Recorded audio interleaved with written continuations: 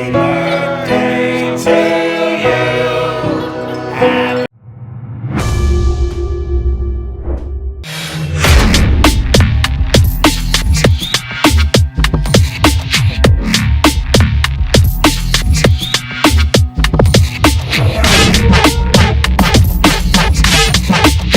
ఆయన హైదరాబాద్ నుంచి వీళ్ళు మొత్తాన్ని మన గ్రామానికి రావడానికి ముఖ్యమైన కారణం ఏంటంటే ఇప్పుడు ఉన్నటువంటి మన హిందూ ధర్మం కోసం మన గ్రామాల్లో ఏ విధంగా ఏమి అవసరం అనేది కోసం అంటే మన ధర్మాన్ని కాపాడుకోవడానికి ఏమి అవసరం అది తెలియజేయడానికి మాత్రమే ఆయన మన ముందుకు వచ్చారు.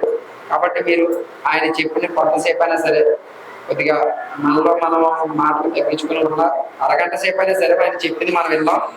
మనం చెప్పింది ఏదైతే విన్నామో అది మనతో పాటు మన హిందువుల దగ్గర వాళ్ళకి మన గ్రామస్తులకి కూడా మనం చెప్తేనే విన్నదానికి ఉపయోగం ఉంటుంది. కాబట్టి మీరందరూ కూడా అది విని మన ధర్మంలో ఉన్నటువంటి వాళ్ళు మన ధర్మంలోనే ఉంటూ పరధర్మంలోకి వెళ్ళిన మంది మన స్వధర్మంలో తీసుకురావడానికి ప్రయత్నం చేస్తారు అని చెప్పేసి ఆశిస్తూ ఆయన్ని మాట్లాడాల్సింది కోరుచున్నాం. జై శ్రీరామ్. జై శ్రీరామ్. జై బోలో భారత్ మాతా కి జై బోలో భారత్ మాతా కి. చాలా సంతోషం. ముఖ్యంగా ఈ గ్రామంలో మీతో పాటు కలిసి ఈ యొక్క మీటింగ్ ఏర్పాటు చేసిన గణేష్ గారికి అలాగే రాజు గారికి నేను ప్రత్యేకంగా కృతజ్ఞతలు చెప్తున్నాను. చాలా సంతోషం ఉంది మీ అందరిని కలవడం. సరే, ఇప్పుడు మనము స్ట్రైట్గా పాయింట్లోకి వెళ్ళిపోదాము. అసలు ఈ భారతదేశం ఏంటి, ఈ మతాలు ఏంటి, ఈ మతాల మధ్య ఉన్నటువంటి అసలు ఈ భారతదేశం ఏంటి, భారతదేశ చరిత్ర ఏంటి, ఈ మతాలు ఏంటి, అసలు ఎప్పుడు లేని విధంగా అసలు ఈ మతాల మధ్య ఈ గొడవ ఏంటి అనే అంశంలోకి మనం వెళ్ళే ముందు కొన్ని మన విషయాలు తెలుసుకుందాం. ఓకేనా? ఇప్పుడు ఏంటంటే క్రైస్తవులకి మనకు ఉన్నటువంటి తేడాలు ఏంటి, అసలు ఆ మతంలోకి ఆ మతం ఏంటి, ఆ మత సిద్ధాంతాలు ఏంటి తెలుసుకునే పోయే ముందు వాళ్ళు వాళ్ళ మతం పట్ల వాళ్ళ ఆచారాల పట్ల ఎలా నిష్టగా ఉంటున్నారు, ఇస్లాం కానీ క్రిస్టియానిటీ కానీ అలా మనం ఉన్నామా లేమా అనేది మనం ఒక చిన్న డిఫరెన్స్ తెలుసుకుందాం. నేను ఊరి ఎంట్రన్స్లోనే నేను చూసా, యెహోవా తప్ప వేరొక దేవుడు లేడు, యేసు లోకరక్షకుడు, యేసును మాత్రమే దేవుడుగా మన పాపాల కోసం చచ్చిపోయాడని చెప్పేసి బైబిల్ రిఫరెన్స్ ఇచ్చి ఊర్లో ఒక ఫ్లెక్సీ పెట్టారు కదా, పెట్టారు. బాగుంది. ఇప్పుడు నాకు డౌట్ వచ్చింది ఏంటంటే క్రైస్తవులకు మొత్తం ఎన్ని పుస్తకాలు ఉన్నాయి? బైబిల్ ఒక్కటే కదా.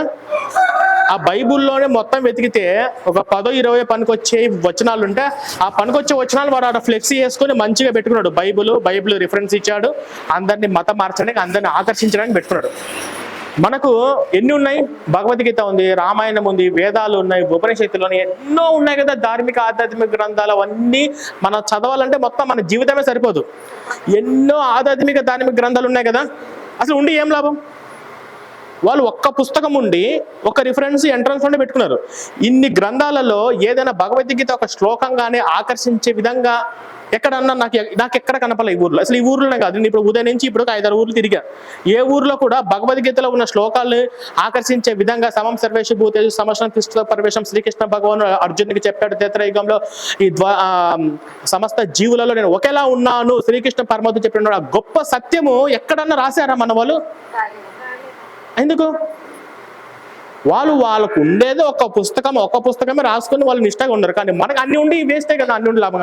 అట్లాగే ఈ ఊర్లో ఆర్ఎస్ఎస్ కార్యకర్తలు ఉన్నారు, హిందుత్వం కోసం పోరాడే వాళ్ళు, హిందూ సంస్థలు, గణేష్ లాంటి వాళ్ళు, మన లాంటి వాళ్ళు చాలా మంది ఉన్నారు. బీజేపీ వాళ్ళు, బజరంగ దళ వాళ్ళు హిందుత్వం కోసం ఉన్నారు కదా. ఏం లాభం? అన్ని చర్చిలు కట్టారు. 50 మంది 60 మంది ఊర్లు మతం మారి చర్చికి వెళ్తున్నారు. మనలో మనం కూర్చొని మీటింగ్ పెట్టుకుంటే ఏం లాభం? నేను తప్పు చెప్తున్నానా? ఆలోచించే విధంగా అంటే ఏమంటే మనకు అసలు క్రైస్తవులు వాళ్ళ మతాల పట్ల, వాళ్ళ ఆచారాల పట్ల, వాళ్ళ పద్ధతుల పట్ల వాళ్ళు ఎలా నిష్టంగా ఉన్నారంటే, ఇప్పుడు ఈ చిన్న పాప ఉందా, ఈ పాప వయసులో ఉన్న ఈ పాప క్రిస్టియన్ పాప అనుకోండి. క్రిస్టియన్ పాప ఈ పాపతో పాటు కలిసి ఈ గుడి కాడికి వచ్చి దండం పెట్టుకుని ప్రసాదం తిని బొట్టు పెట్టుకుని పోతే ఆ క్రిస్టియన్ పాప పేరెంట్స్ ఊరుకుంటారా? సరే, ఈ ఏజ్ లో ఉన్న పాప, ఒక ముస్లిం పాప, ఈ పాపతో పాటు కలిసి గుడి కాడికి వచ్చి దండం పెట్టుకొని బొట్టు పెట్టుకుని ప్రసాదం తీసుకొని వెళ్తే ఆ ముస్లిం పాప వాళ్ళ పేరెంట్స్ ఊరుకుంటారా? అయితే ఈ పాప హిందూ పాప చర్చికి వెళ్ళినా మసీదుకి వెళ్ళినా హిందూ ఆ పాప తల్లిదండ్రులు ఆ పాపని ఏమని అంటారా? దరిద్రమా కాదా? చెప్పుకోవడానికి మనకు ఉండాలి కదా. అంటే నేను ఏమంటున్నానంటే తెలియదు ఫస్ట్ అసలు ఆ మతం ఏంటి, ఆ క్రైస్తవ మతం ఏంటి, ఆ క్రైస్తవ మతంలో ఉన్న మత సిద్ధాంతాలు ఏంటి, అసలు ఆ మతంలోకి వెళ్తే జరిగే నష్టాలు ఏంటి మీకు తెలియదు. ఇక్కడ చెప్తా. అందరూ చక్కగా బొట్టు పెట్టుకున్నారు కదా, పసుపు పెట్టుకున్నారు కదా, మీ ఇంటి బయట ముగ్గుంది కదా, మీ గడపకు తోరణాలు ఉన్నాయి కదా, మీ ఇంట్లో లోపల లక్ష్మీదేవకు దీపం వెలిగించి మంచిగా పూజ చేసుకుంటారు కదా. మతం మారిన తర్వాత వాళ్ళ పరిస్థితి ఏంటి?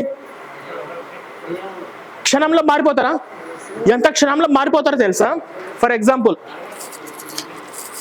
ఈ పటం ఉంది కదా, దేవుడి పటం ఉంది కదా, ఈ దేవుడి పటంలో ఏమున్నాడు?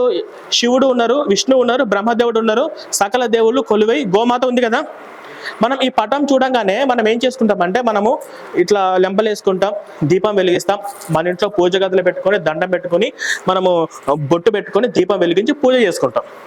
పొరపాటుకి జారి కింద పడిపోయింది అనుకో, అరే రేపు పడిపోయింది, అయ్యో క్షమించండి క్షమించండి అంటే మనము భయము, భక్తి, జాగ్రత్తగా ఈ దేవుడి పట్ల మనకుంటుందా ఉండదా? విచిత్రం ఏంటో తెలుసా? మతం మారి క్రైస్తవంలోకి వెళ్ళిన, బాప్తిసం తీసుకున్న రెండో రోజే సైతాను, దయ్యము, ఎందుకు ఇది ఇంట్లో అని తీసిపోయి చెత్తబుట్టలు పడేస్తారు. నేను చెప్పింది అబద్ధమైతే ఈ ఊర్లో ఎవరైతే క్రైస్తవులుగా మతం మారిన వాళ్ళందరూ కూడా నిన్న మొన్న మారిన వాళ్ళే. వాళ్ళు పుట్టుకతో క్రైస్తవులు కాదు. 5 ఏళ్ళు మహా అంటే 10 ఏళ్ళు, 5-10 ఏళ్ళ క్రితం వాళ్ళు ఇటువంటి దేవుళ్ళతో పూజలు చేసుకున్న వాళ్ళే కదా. కానీ ఇప్పుడు వాళ్ళు ఎందుకు పూజలు చేసుకోవట్లేదు అంటే, ఆ మతము, ఆ మత సిద్ధాంతాలు వాళ్ళను అలా తయారు చేసింది, వాళ్ళని అలా తయారు చేసింది.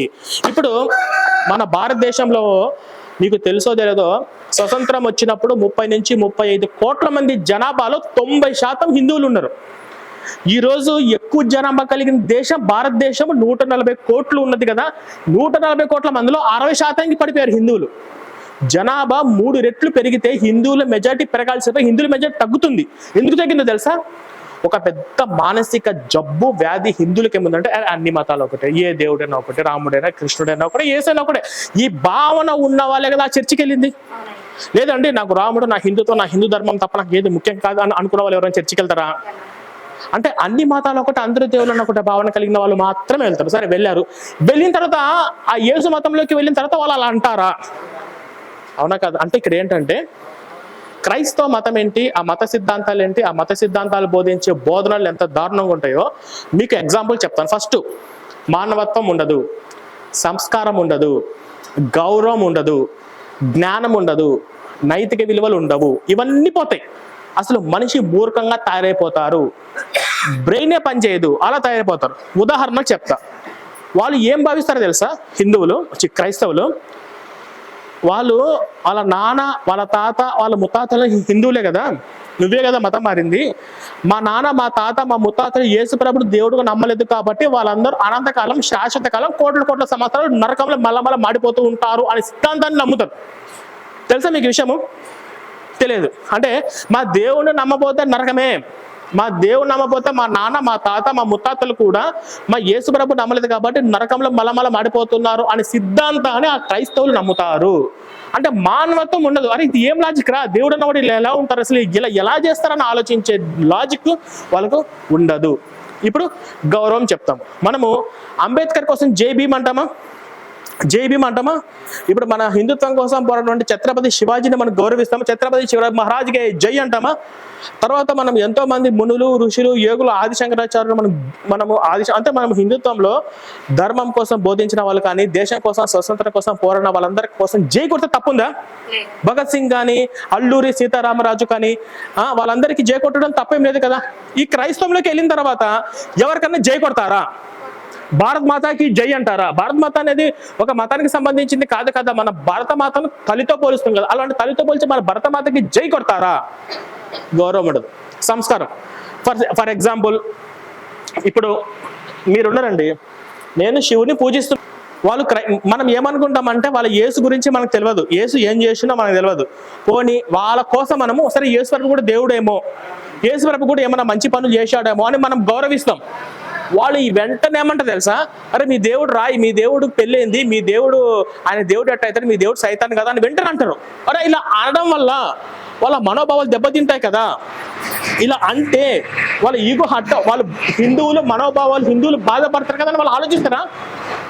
మీ దేవుడికి పెళ్ళైనాయా, మీ దేవుడు అంటే అలాంటి ఉన్మాదాన్ని చర్చిలో నేర్పిస్తారు ఈ పాస్టర్లు.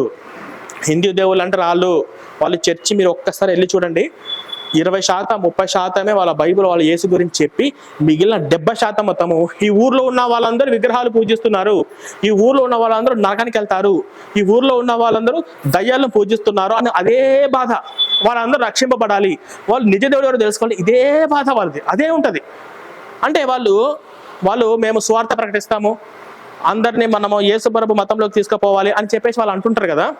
వాళ్ళు ఇస్లాం మతస్థుల దగ్గరికి అంటారా, మీ దేవుడు దేవుడు కాదండి, మా దేవుడు నిజమైన దేవుడు, మీరు పూజించే దేవుడు సైతాను అని అన్నారు అనుకోండి, ఇదే మాట ముస్లిమ్స్ వాళ్ళ దగ్గరికి వెళ్ళి బాబు మీ అల్లా అబద్ధపు దేవుడు, మా యేసు నిజమైన దేవుడు, మా యేసు నమ్మకం వాళ్ళు ముస్లిమ్స్ దగ్గర అంటారా? అంటే ఆ ముస్లిమ్స్ వాళ్ళు అంటే ఆ ముస్లిమ్స్ వాళ్ళు పెరిగేటప్పుడే పిల్లల్ని కూడా పెంచుతారు. అమ్మా మనది అల్లా తప్ప వదిలిపెట్టకూడదు, మనది ఖురాన్ తప్ప వేరేది దైవ గ్రంథం కాదు, మనం అల్లా దేవుడిని మాత్రమే మనం పూజించుకోవాలి, నమాజ్ చేసుకోవాలి, మనం మసీద్కి వెళ్ళాలి, వాళ్ళది దేవుళ్ళు కాదు, వాళ్ళు దేవుళ్ళు హిందూ దేవుళ్ళు క్రిస్టియన్ దేవుళ్ళు మనం పూజించకూడదు అని వాళ్ళ తల్లిదండ్రులు పిల్లలకి చెప్తారు. క్రిస్టియన్స్ ఏం చేస్తారు, అమ్మ మనది విగ్రహార్థం చేయొద్దు, మన దేవుడు నిజమైన దేవుడు, మన బైబుల్లో యేసుప్రభు దాటి మనము వేరే ఏ మతంలోకి వేరే ఏ దేవుళ్ళకి వెళ్ళకూడదు అని చెప్పి క్రిస్టియన్స్ చెప్తారు. మన హిందువులు చెప్తున్నారా? ఎందుకు అంటే వాళ్ళకు అంటే మనకు అలాంటి నేర్పించట్లేదు. అంటే ఇప్పుడు ఈ భారతదేశంలో కన్వర్ట్ అయిన వాళ్ళందరూ కూడా అన్ని మతాలు ఒకటే, అందరి దేవుళ్ళు ఒకటే, ఏ దేవుడిని ఒకటే అనే భావనతో వెళ్ళిన వాళ్ళే. ఇప్పుడు మనమందరం ఉన్నాం కదా, మనమందరము క్రైస్తవుల దృష్టిలో మనం ఎవరో తెలుసా? అన్యులు. అంటే మనము క్రైస్తవుల్ని మనం ఏమనుకుంటామో తెలుసా? మన అన్నదమ్ములు లేవు, మన అక్క చెల్లెలే, మనతో పాటు కలిసి ఉన్న వాళ్ళు మంచిగా బాగుపడాలి, వాళ్ళు సంతోషంగా ఉండాలి, వాళ్ళు కష్టాలు ఏమి లేకుండా సంతోషంగా ఉండాలి మనం కోరుకుంటాం. మన దేవుడిని పూజించకపోయినా వాళ్ళు సంతోషంగా ఉండాలని మనం కోరుకుంటాం కదా. వాళ్ళు మనల్ని ఏమనుకుంటున్నారు తెలుసా? మనమందరము విగ్రహార్థికులు, మనమంతా నరకానికి వెళ్ళే వాళ్ళు, మనమందరము దయ్యాలు సైతాన్ని పూజించే వాళ్ళు, మనమందరం ఏదో ఒక రోజు వాళ్ళ మతాన్ని వాళ్ళ యేసు నమ్ముకునే విధంగా చెయ్యాలి అనే సంకల్పం వాళ్ళకి ఎప్పుడు అదే ఉంటుంది. ఇదేం బాధ వాళ్ళది తెలుసా మీకు? పోనీ నేను అబద్ధం చెప్తున్నాను, క్రైస్తవులు అలా లేరు, పాస్టర్లు అలా లేరు, అబద్ధాలు చెప్తున్నాను. చూడండి, ఈ ఊర్లో ఎవడైతే చర్చి కట్టిండో ఆ చర్చి కట్టినోడు ఈ ఊరు వాడికి సంబంధం లేదు తెలుసా. వాడు వేరే ఊరు నుంచి వచ్చాడు, ఇక్కడ ఊరంతా చూశాడు, సైలెంట్గా ఉన్నారు కదా అని చెప్పేసి ఒక ఖాళీ స్థలాన్ని కబ్జా చేసి ఆడొక పెద్ద బండ రాసి యేసు నిజమైన దేవుడు అని చెప్పి ఒక రాయి మీద రాశాడు. ఆ రాయిని మీరు ఎవరు పట్టించుకోలేదు, ఆ రాయి చుట్టూ ఫెన్సింగ్ వేశాడు, మా ఫెన్సింగ్ ఎవరు పట్టించుకోలేదు. 6 నెలలు 8 నెలలు వెయిట్ చేశాడు, అది గవర్నమెంట్ ల్యాండే ప్రైవేట్ ల్యాండ్ కాదు అని అర్థం చేసుకున్నాడు, చుట్టూ కాంపౌండ్ వాళ్ళు కట్టాడు, చర్చి కట్టేశాడు, ఇంక స్థలం నాదే. ఆ చర్చి జోలికి వస్తే మీరు మతాల మీద చిచ్చులు పెడతారని చెప్పి 2 తెలుగు రాష్ట్రాల్లో క్రైస్తవులందరూ రెచ్చగొడతారు, అలా చేస్తారు. అలా ఒక చర్చి కట్టాడు, ఒక చర్చి 2 అయినాయి, 2 4 అయినాయి, 4 6 అయినాయి. ఆ తర్వాత ఒకరి తర్వాత ఒకరు మత మార్పిడి అవుతూనే ఉన్నారు. ఫర్ ఎగ్జాంపుల్ మనం వినాయక చవితి జరుపుకున్నారా? వాళ్ళలో ఎవరైనా మన దగ్గరకు వచ్చారా? కృష్ణాష్టమి జరుపుకున్నారా? వాళ్ళలో ఎవరైనా మన దగ్గరకు వచ్చారా? అక్కడ ఈ చర్చికి వెళ్ళక ముందు మనతో పాటు వచ్చేవాళ్ళు కదా. కానీ మనుషులను విడగొట్టేది ఈ క్రైస్తవ మతం. మనుషులని ఆలోచనను పరమ మూర్ఖంగా గాను, మత ఉన్మాదులుగా గాను, దైవ దూషణగా గాను అలా ప్రేరేపించి తయారు చేసేది ఆ క్రైస్తవ్యం. ఆ క్రైస్తవంలో వాళ్ళు అలా మారుతున్నారంటే, వాళ్ళు అలా మాట్లాడుతున్నారంటే దానికి ప్రేరేపించిన గ్రంథం బైబుల్. దేవుడికి మనము విగ్రహాలకు అర్పించిన మన ప్రసాదాలు తింటారా? నేను అబద్ధాలు చెప్తుంటే, ఇప్పుడు మనమందరం చర్చికి వెళ్దాం, వాడు ప్రేయర్ విందాము, ప్రేయర్ విన్న తర్వాత మనం బయటకు వద్దాము, మన ప్రసాదం తింటారా? మనము ఎదుటి మనిషికి ఇంపార్టెంట్ ఇచ్చి చర్చికి వెళ్ళి చర్చిలో కూర్చోవడానికి సిద్ధపడ్డాం, మనకు రెస్పెక్ట్ ఇచ్చి కనీసం మన ప్రసాదం తీసుకోవట్లేదు. ఎందుకు తీసుకోరు? వాళ్ళు బైబిల్ పాటిస్తున్నారు కదా. అంటే ఇక్కడ ఈ విషయం ఏంటంటే, ఇప్పుడు క్రైస్తవుల షాప్స్ ఉన్నాయి, మనము డబ్బులు లక్ష్మీదేవి అంటామా? అన్నం పెట్టే భూమిని భూదేవి అంటామా? పంచభూతాల్లో దైవం ఉన్నాడా? మనము డబ్బులు లక్ష్మి అంటాం, వాళ్ళ దృష్టిలో లక్ష్మి సైతాన్ కదా. వాళ్ళు మన దేవుని ప్రసాదం తిననప్పుడు నేను కూడా మీ షాప్లో నేను తీసుకోను, నేను కొనను. ఎందుకంటే మేము దైవంగా పూజిస్తాం. డబ్బులు 10 రూపాయల నోటు కింద పడ్డా మళ్ళీ ఇట్లా తీసుకుని ఇట్లా కళ్ళకద్దుకుంటాము. ఎందుకంటే అది డబ్బులు 10 రూపాయలకి అంతకన్నా వాల్యూ నేను చెప్పట్లేదు. అది మనకు లక్ష్మీదేవితో సమానము, లక్ష్మి అని అంటాం. ఈ లక్ష్మీదేవి సైతాన్ అనేటోడి నువ్వు మా డబ్బులు మీకు ఎందుకు అని చెప్తే వాళ్ళ పరిస్థితులు ఏంటి? వాళ్ళు ప్రసాదాలు తినకూడదు అని వాళ్ళు అంత నిక్కచ్చిగా ఉంటారు కదా. మరి అలాంటప్పుడు దేవాలయాల గుడిలో క్రైస్తవులు ఉద్యోగాలు చేయకూడదు అని వాళ్ళు చెప్పగలుగుతారా పాస్టర్లు? మన క్రైస్తవులు ఎవరు కూడా దేవాలయాల గుడిలో ఉద్యోగాలు చేయకూడదు అని చెప్పగలుగుతారా పాస్టర్లు? అంటే చర్చికి వచ్చే ఒక విశ్వాసికి ఆరోగ్యం బాగాలేదు, ఆరోగ్యం బాగాలేకపోతే వెంటనే హాస్పిటల్కి వెళ్ళి చెప్పడు, నేను పేరాల్సి ప్రార్థన చేస్తాను, నమ్మకంగా ప్రార్థన చేస్తాను, నువ్వు వెళ్ళి అంటాడు. ఆ వ్యాధి ముదిరి ప్రాణం పోయే సిచ్యువేషన్స్ ఉన్న వీటికి సంబంధం లేదు. అదే పాస్టర్ భార్య, పాస్టర్ కూతురుకు ఆరోగ్యం బాగాలేదనుకో, వెంటనే అపోలో హాస్పిటల్కి తీసుకెళ్తాడు పరిగెత్తుకుంటూ. అవునా? అంటే వాడు చర్చికి వచ్చే విశ్వాసుల ప్రాణాలతో చెలగాటమాడుతున్నాడు, భక్తి అనే మూఢ విశ్వాసంతో చెడగొట్టట్లేదా? ఇప్పుడు భార్య ఉంది, భర్త ఉన్నారు, భర్తకు తెలియకుండా భార్యను మతం మారుస్తారు. ఒక ఇంట్లో 5 మంది ఉన్నారు, అన్నదమ్ములు, అక్క చెల్లెలు మొత్తం. ఈ 5 మందిలో 2 పిల్లలు మతం మారారనుకోండి, ఆ కుటుంబం మొత్తం హ్యాపీగా ఉంటుందా? అండ్ అట్లాగే మన భారతదేశం కూడా మనం ఇక్కడ తెలుసుకోవాల్సింది అన్నిటికన్నా ముఖ్యమైన విషయం ఏంటంటే, మన జీవితంలో మనం ఎప్పుడు కూడా హైందవ ధర్మాన్ని వదిలిపెట్టకూడదు. మీరు మీ పిల్లల్ని పెంచేటప్పుడు, అమ్మా అన్ని మతాలు ఒకటి కాదు, అందరి దేవులు ఒకటి కాదు, అన్ని మతాలు సత్యాన్ని ఒకటే బోధించవు, మన హిందూ ధర్మం ఒక్కటి నిజమైన ధర్మం, మన హిందుత్వము మాత్రమే సర్వేజన సుఖిన భవంతు, అందరి మేలును, అందరి సంతోషాన్ని, శాంతిని కోరినటువంటి ప్రేమ మతం ఒక్కటి మన హిందూ మతం మాత్రమే. అది మన పిల్లలకి చెప్పాలి. మన పిల్లలు చర్చికి వెళ్ళారు, కొట్టాలేమంటే ఇప్పుడు వాళ్ళు కొట్టరా? వాళ్ళు నువ్వు ఎందుకు గుడికి వెళ్ళావు, ఎందుకు విగ్రహాల దగ్గర ప్రసాదాలు తిన్నావు అని చెప్పి వాళ్ళు అంటారు. అలాగే మన పిల్లల్ని కూడా పెంచాలి. ఇలాగా మన తాతలు మన నాన్నల్ని పెంచి ఉంటే ఈరోజు ఇన్ని చర్చలు వచ్చేటివి కాదు. అవును కదా? ఇప్పుడు ఇదే ఊర్లో ముస్లింలు మెజారిటీగా ఉంటే వాడు 4 చర్చిలు కట్టగలుగుతాడా? ఒక చర్చను కడతాడు వాడు. ఇక్కడ హిందువులు వీక్గా ఉన్నారు కాబట్టి ఇంకా మనం వీక్గా ఉండకూడదు. నేను మీకు చెప్పొచ్చేది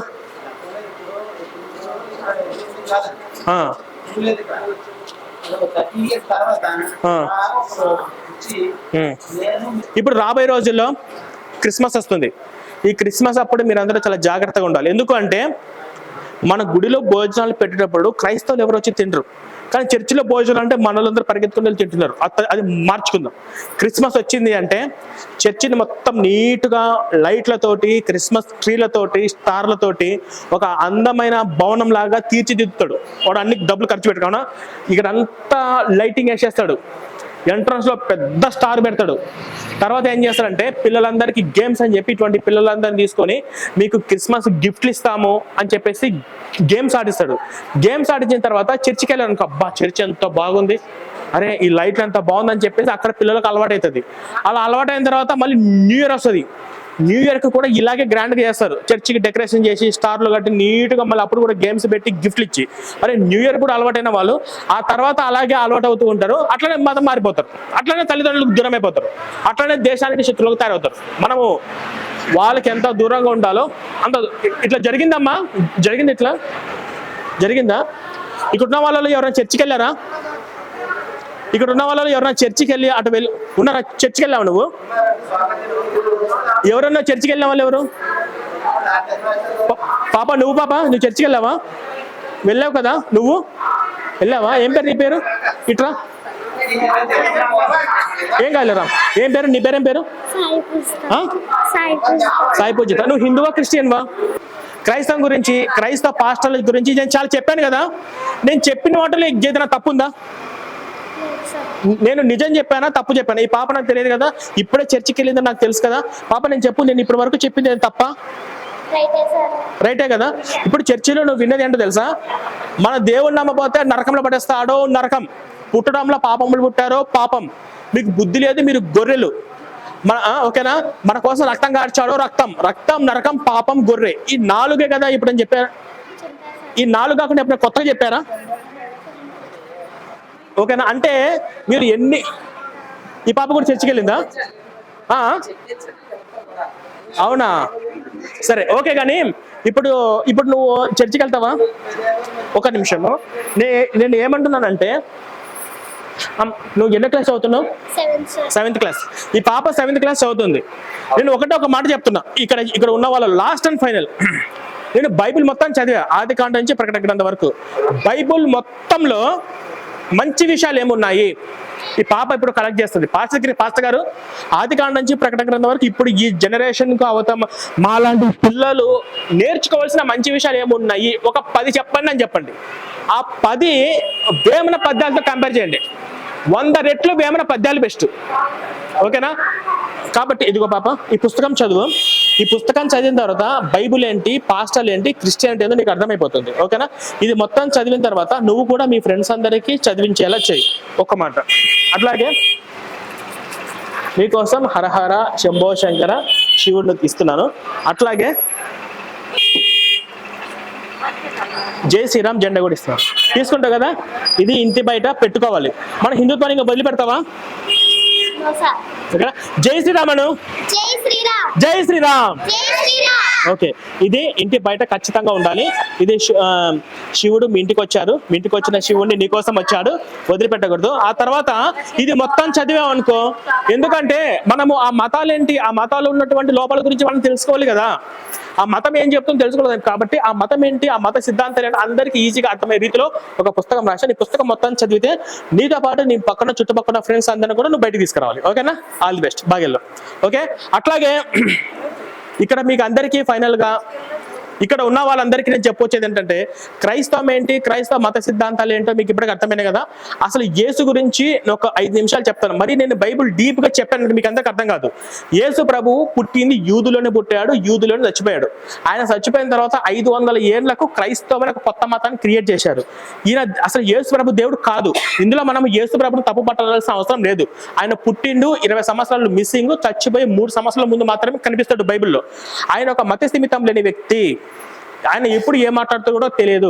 అసలు యేసు ప్రభు దేవుడు కాదు. ఒకవేళ యేసు ప్రభు దేవుడు అంటే అది యేసు ప్రభుకి అవమానం. ఆయన బైబిల్లో కూడా నా తండ్రి పంపిస్తే వచ్చాను, నా తండ్రి చిత్తాన్ని ప్రకారం నేను చేస్తున్నాను, నా తండ్రి అయితే నేను ఏమి చేయలేను అని ఆఖరికి శివలో వేలాడుతున్నప్పుడు కూడా నా దేవ నేను ఎలా చేయి విడిచితివి, ఏలి లాభ సమక్తమి అని చెప్పేసి ఇలా బైబిల్లో యేసు ఎన్నో సందర్భాలు చెప్పుకుంటూ వచ్చాడు.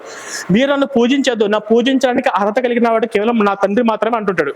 అతను దేవుడు అంటే ఆయనకే అవమానం. ఇంకో విషయం చెప్పాలంటే, ఈ యేసు అనే క్యారెక్టర్ కూడా సిలువ వేసినప్పుడు ముళ్ళ కిరీటము, ఆ మేకులు కనీసం 50 కేజీలు కూడా చెక్కముక్క మోయలేనటువంటి ఆ పరిస్థితులు అలా ఉన్నప్పుడు అతను కూడా ఈ సిలువ మరణం నుంచి, ఈ రోమన్ల నుంచి తప్పించుకోవడం విశ్వ ప్రయత్నాలు చేశాడు. కానీ కొండకెళ్ళాడు, దాక్కున్నాడు, ప్రార్థనలు చేశాడు. పరలోకమందున మా తండ్రి నీ నామం పరిశుద్ధపరచండి, నీ రాజ్యం వచ్చుగాక అని చెప్పేసి పరలోకమందున తండ్రి కోసం కేకలు పెట్టాడు, ఏడ్చాడు.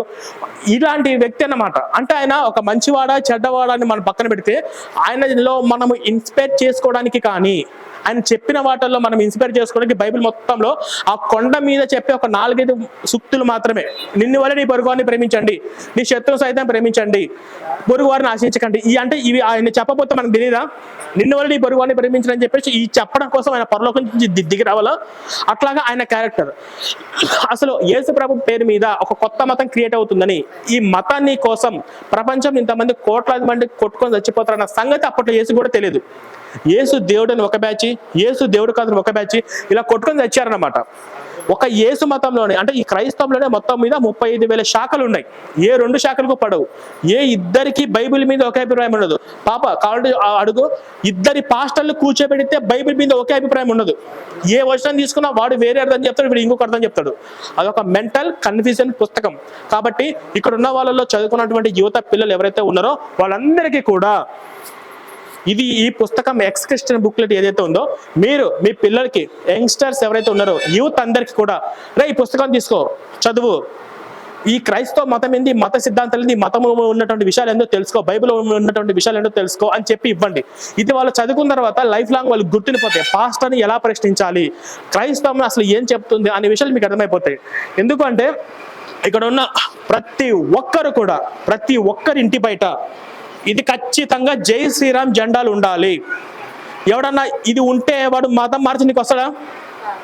హనుమాన్ ఎంత శక్తిమంతుడు, ఓకేనా?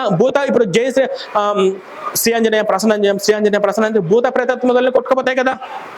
ఇప్పుడు లంకలో ఉన్న రావణాసుని ఎదిరించడానికి రాముడు ఒంటరిగా వెళ్ళాడు అంటే వెనక హనుమంతుని చూసుకునే కదా. హనుమంతుడు ఎక్కడ భయపడలేదు కదా. లక్షల టన్నుల బరువు ఉన్నటువంటి కొండను సంజీవన మొక్క కోసము అట అవలీలగా ఎత్తుకుని వెళ్ళాడు కదా. అంత ధైర్యవంతుడు, అంత తెలివి గలవాడు.